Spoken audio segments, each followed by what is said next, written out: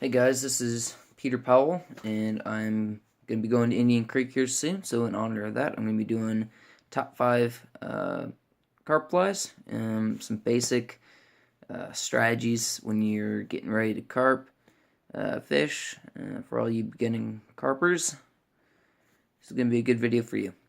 So, without further ado, I will show you my top 5. My first carp that I ever caught on a fly was caught on this fly. It's called the rough dub craw.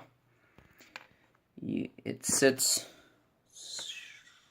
like that. Looks like a crawfish. It's made out of squirrel tail and squirrel tail dubbing. In the recipe that I read off in a book, it just calls for squirrel tail, chopped up squirrel tail, and then a mix of your favorite dub. I like to use a little bit of flash in the summer. It gives the carp something to look at. My next favorite is called the backstabber. You got a marabou wing case here. I'm getting used to this camera, sorry. And then you got a hackle. I'm all the way up here. Got some hackle. Usually I use a soft hackle. So some kind of like partridge or Hungarian partridge, yeah. Lead eyes and a dubbed body.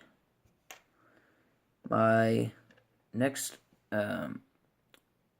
pattern, I just went carp fishing recently and caught a personal best. And I used the Berry's carp fly. This is kind of the most, the one I use the most. I try to make all my patterns pretty simple, but this is the one that has the most steps. Here's kind of how it sits in the water. It's kind of a cool little bug there. Next one, I actually tied this one. It's called the Lion's Mane. It's a hybrid. It's kind of based off the Jan's Tickler. I use more legs. I use a little bit of marabou in the collar too. I use a thinner body.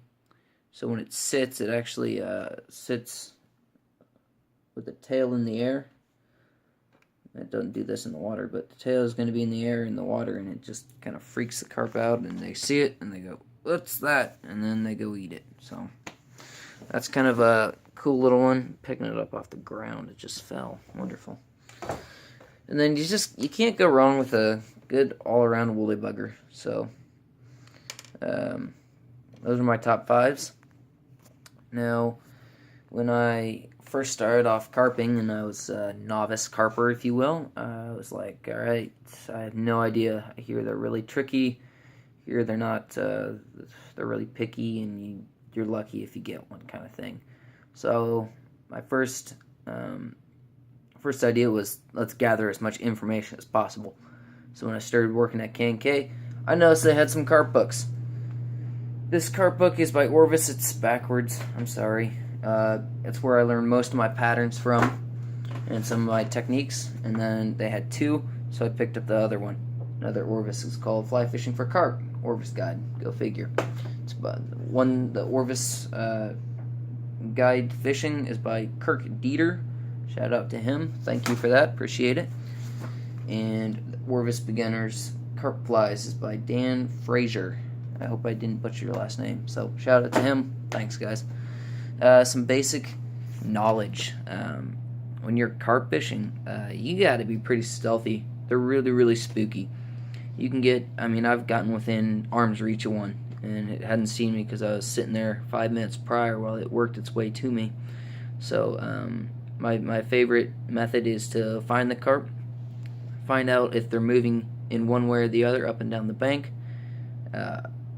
Watch them for, I say, at least 3 to 5 minutes. Try to figure out what they're eating, be it nymphs or be it crawfish. If they're mudding, they're probably going for the worms, the nymphs, and the crawfish. If they're sucking up on stuff on the surface, it's probably midge. You'd be likely to throw like a size 20, 22 Griffith's gnat. You could throw a really small parachute if you think there's a mayfly hatch going on. So you watch them. When it starts to move one way or the other, try to figure out which way it's going. I stage up about 10 feet ahead of them, and I back off the bank until my shadow wasn't even near the water. And I watch them at a 10 feet distance so they can't see me. And I stage up in front of them, and I wait for them to come up right near me, and then I cast out beyond them. So I usually do about a 10-foot cast beyond them, really, really short cast, guys.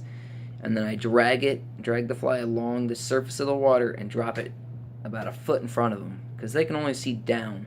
They see down, and then they can see off to their sides. And when they're looking down, they see right there. They're pretty. They don't really look around much except with their right down at the ground. So I try to keep the fly right in front of them.